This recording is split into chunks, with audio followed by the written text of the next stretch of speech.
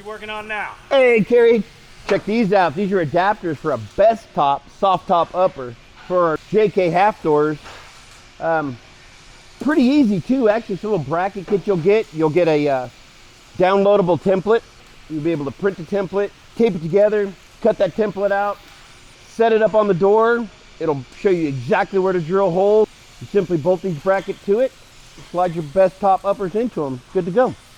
So once you got your template on there, you drill your holes out, cut your holes. You can even go big, really, as long as this hole isn't there. So don't be overwhelmed by, my hole's got to be perfect, because your sill plate is going to cover that up. Slide right on there. This one I did some nut shirts, makes it a little easier, but it's a two-sided door, so you can run just a normal hole with a nut and bolt if you'd rather. Cool part about this thing is now you can wrap it, material, you can color match it, you can offset it to whatever color you want on your thing, so it's actually kind of a cool little setup. And it doesn't look crazy. You just got a couple little holes where that door slides right on the top.